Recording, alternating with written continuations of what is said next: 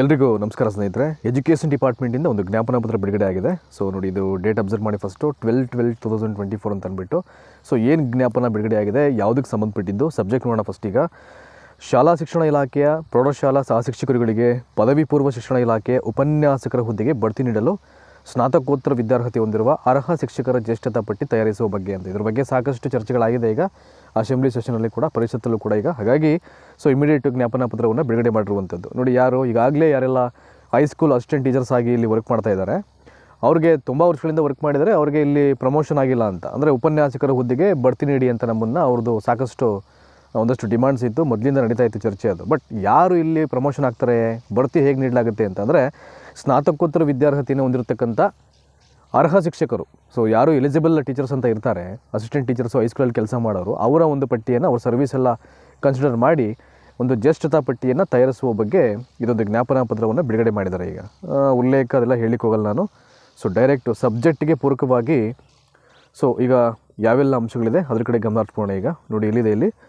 So ಮೇಲ್ಕಂಡ ವಿಚಾರಕ್ಕೆ ಸಂಬಂಧಪಟ್ಟಂತೆ ಉಲ್ಲೇಖ 1, ರೀತ್ಯ ಸ್ನಾತಕೋತ್ತರ ಪದವಿ ಪಡೆದಿರುವ ಶಾಲಾ ಶಿಕ್ಷಣ ಇಲಾಖೆಯ ಪ್ರೌಢಶಾಲಾ ಸಹಶಿಕ್ಷಕರುಗಳಿಗೆ ಪದವಿ ಪೂರ್ವ ಶಿಕ್ಷಣ ಇಲಾಖೆಯ ಉಪನ್ಯಾಸಕರ ಹುದ್ದೆಗೆ ಮುಂಬಡ್ತಿ ನೀಡಲು ಪ್ರೌಢಶಾಲಾ ಸಹಶಿಕ್ಷಕರ ರಾಜ್ಯ ಮಟ್ಟದ ಒಂದೇ ಪಟ್ಟಿಯನ್ನು, ನೋಡಿ ಇಲ್ಲಿ ಒಂದೇ ಪಟ್ಟಿಯನ್ನು, ಇಡೀ ರಾಜ್ಯ ಮಟ್ಟಿಗೆ ಒಂದೇ ಪಟ್ಟಿ ಅಂತ, ಅದನ್ನು ಕರ್ನಾಟಕ ಸರ್ಕಾರಿ ನೌಕರರ ಜ್ಯೇಷ್ಠತೆ ಅಂತ ಇರೋದನ್ನು ನಿಯಮಗಳ ಅದೊಂದು ರೂಲ್ ರೆಗ್ಯುಲೇಷನ್ಸ್ ಬರುತ್ತೆ. ಸೊ 1957 ರೂಲ್ ಅದು, ಅದರ ನಿಯಮ 7A ಅಡಿಯಲ್ಲಿ ಸಿದ್ಧಪಡಿಸಲು ಸರ್ಕಾರದ ಪತ್ರದಲ್ಲಿ ಆದೇಶವಾಗಿರುತ್ತೆ. ಈಗಾಗಲೇ ಆದೇಶ ಮಾಡಿದರೆ ಅದೊಂದು ಲಿಸ್ಟ್ ಪ್ರಿಪೇರ್ ಆಗಬೇಕಷ್ಟೇ. ಈಗ ನೋಡಿ, ಮುಂದುವರೆದಂತೆ ಸದರಿ ಆದೇಶದ ಹಿನ್ನೆಲೆಯಲ್ಲಿ ಉಲ್ಲೇಖ 2ರ ದಿನಾಂಕ 3/12/2024 ಸಭೆ ನಡಾವಳಿಯಂತೆ, ನೋಡಿ ಯಾವುದು, ಇದೇ ವರ್ಷ 3/12 ಅಂದರೆ ಇದೇ ತಿಂಗಳು 3ನೇ ತಾರೀಕಲ್ಲಿ ಸಭೆ ನಡಾವಳಿಯಂತೆ ಪ್ರೌಢಶಾಲಾ ಸಹಶಿಕ್ಷಕರ ಪಟ್ಟಿಯನ್ನು ವಿಭಾಗೀಯ ಸಹನಿರ್ದೇಶಕರು ಸಿದ್ಧಪಡಿಸಿ, ಯಾರು ಪ್ರಿಪೇರ್ ಮಾಡಬೇಕು, ವಿಭಾಗೀಯ ಸಹನಿರ್ದೇಶಕರು ಸಿದ್ಧಪಡಿಸಿ ಸಲ್ಲಿಸಲು ತಿಳಿಸಿದ್ದು. ಉಲ್ಲೇಖ 3ರಲ್ಲಿ ನಮೂನೆ 1ರಲ್ಲಿ ಕೆಳಕಂಡ ಸೂಚನೆಗಳಂತೆ ಪಟ್ಟಿಯನ್ನು ಸಿದ್ಧಪಡಿಸಿ, ಸೊ ಯಾವ ರೀತಿ ಅದನ್ನು ಪಟ್ಟಿ ಸಿದ್ಧಪಡಿಸಬೇಕು ಅಂತ ಸೂಚನೆಯನ್ನು ಕೊಟ್ಟಿದ್ದಾರೆ. ಇಲ್ಲಿ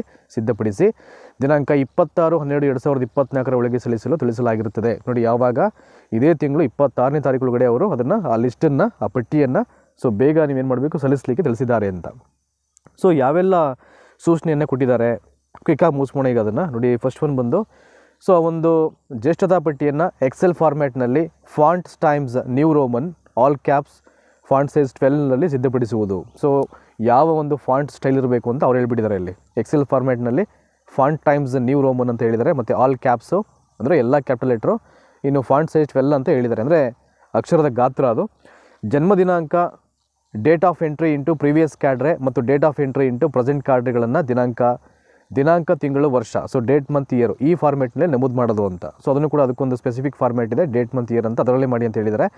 ಇನ್ನು ದಿನಾಂಕ, ತಿಂಗಳು ಮತ್ತು ವರ್ಷ ಇವುಗಳ ನಡುವೆ ಖಾಲಿ ಜಾಗ, ಚುಕ್ಕೆಗಳು ಮತ್ತು ಚಿಹ್ನೆಗಳಿದ್ದಲ್ಲಿ ಅವುಗಳನ್ನು ತೆಗೆದು ಕಡ್ಡಾಯವಾಗಿ ದಿನಾಂಕ, ತಿಂಗಳು, ವರ್ಷ, ಸೊ ಆ್ಯಸ್ ಪರ್ ಏನು ಫಾರ್ಮ್ಯಾಟ್ ಇದೆ ಅದೇ ರೀತಿಯಲ್ಲಿ ಮೊದಲು ಡೇಟು, ಮಂತು ಮತ್ತು ಇಯರು ಈ ನಮೂನೆಯಲ್ಲೇ ಡೇಟಾವನ್ನು ಇಡುವುದು ಅಂತ ಇಲ್ಲಿ ಅದನ್ನು ನಿಖರವಾಗಿ ಹೇಳಿದ್ದಾರೆ. ಮತ್ತು 3ನೇ ಸೂಚನೆ ಏನು, ಡಿಗ್ರಿ ಸಬ್ಜೆಕ್ಟ್ಸ್ ಮತ್ತು ಮಾಸ್ಟರ್ ಡಿಗ್ರಿ ಸಬ್ಜೆಕ್ಟ್ಸ್ ಕಾಲಮ್ಗಳಲ್ಲಿ ಪದವಿ ಮತ್ತು ಸ್ನಾತಕೋತ್ತರ ಪದವಿ ವಿಷಯಗಳನ್ನು ಸರಿಯಾಗಿ ನಮೂದು ಮಾಡಬೇಕು. ಅವ್ರ ಸಬ್ಜೆಕ್ಟ್ ಯಾವುದಾಗಿತ್ತು ಮತ್ತು ಅವ್ರ ಸ್ಕೋರ್ಸ್ ಏನಾದ್ರು ಇದ್ದರೆ ಅದನ್ನು ನೀಟಾಗಿ ನಮೂದು ಮಾಡುವಂಥದ್ದು. ನೆಕ್ಸ್ಟು, ಆಯಾ ವಿಭಾಗದಲ್ಲಿ ಕಾರ್ಯನಿರ್ವಹಿಸುತ್ತಿರತಕ್ಕಂಥ ಸ್ನಾತಕೋತ್ತರ ಪದವಿ ಪಡೆದ ಪ್ರೌಢಶಾಲಾ ಸಹಶಿಕ್ಷಕರುಗಳ ಮಾಹಿತಿಯನ್ನು ತಪ್ಪದೇ ನಮೂದು ಮಾಡೋದು ಅಂತ ಹೇಳಿದ್ದಾರೆ. ಆಯಾ ವಿಭಾಗದಲ್ಲಿ ಕಾರ್ಯ ಮಾಡ್ತಿರ್ತಕ್ಕಂಥ ಸ್ನಾತಕೋತ್ತರ ಪದವಿ ಪಡೆದ ಪ್ರೌಢಶಾಲಾ ಸಹಶಿಕ್ಷಕರುಗಳ ಮಾಹಿತಿಯನ್ನು ತಪ್ಪದೇ ನಮೂದು ಮಾಡಬೇಕು ಅಂತ ಹೇಳಿದ್ದಾರೆ.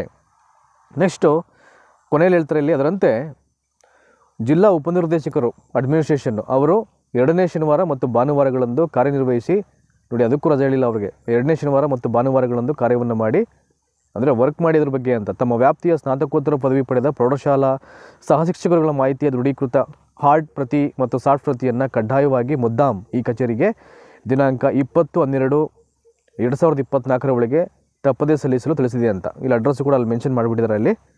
So here we go. ನೋಡಿ, ಇಲ್ಲಿ ಬೆಂಗಳೂರು ಅಂದರೆ ಯಾರ್ಯಾರಿಗೆ ಇದನ್ನು ತಲುಪಿಸ್ಲಿಕ್ಕೆ ಹೇಳಿದ್ದಾರೆ ಅಂತ, ಬೆಂಗಳೂರು ವಿಭಾಗದ ಎಲ್ಲ ಜಿಲ್ಲಾ ಉಪನಿರ್ದೇಶಕರವರಿಗೆ ಅಗತ್ಯ ತುರ್ತು ಕ್ರಮವಾಗಿ ಪ್ರತಿಯನ್ನು ಮಾಹಿತಿಯ ಕ್ರಮಕ್ಕಾಗಿ ಅಂತ ಹೇಳಿದ್ದಾರೆ. ಆ್ಯಂಡ್ ಇಲ್ಲಿ ಕೆಳಗಡೆ ನಿರ್ದೇಶಕರು, ಪ್ರೌಢಶಿಕ್ಷಣ ಆಯುಕ್ತರ ಕಚೇರಿ, ಶಾಲಾ ಶಿಕ್ಷಣ ಇಲಾಖೆ ಬೆಂಗಳೂರವರಿಗೆ ವಂದನಾಪೂರ್ವಕವಾಗಿ ಮಾಹಿತಿಗಾಗಿ ಮತ್ತು ಕಚೇರಿ ಪ್ರತಿ ಅಂತ ಹೇಳಿರುವಂಥದ್ದು ಇಲ್ಲಿ. ಸೊ ಇದಿಷ್ಟು ಏನು ಇದಕ್ಕೆ ಸಂಬಂಧಪಟ್ಟಾಗಿ ಸಾಕಷ್ಟು ಚರ್ಚೆಗಳಾಗ್ತಾ ಇತ್ತು. ಹೈಸ್ಕೂಲ್ ಅಸಿಸ್ಟೆಂಟ್ ಟೀಚರ್ಸನ್ನು ನಮಗೆ ಉಪನ್ಯಾಸಕರ ಹುದ್ದೆಗೆ ಬಡ್ತಿಯನ್ನು ಮಾಡಲಿಕ್ಕೆ ಸಂಬಂಧಪಟ್ಟ ಹಾಗೆ ಈಗ ಜ್ಞಾಪನ ಪತ್ರವನ್ನು ಅವರು ಬಿಡುಗಡೆ ಮಾಡಿದರೆ ಎಜುಕೇಷನ್ ಡಿಪಾರ್ಟ್ಮೆಂಟಿಂದ.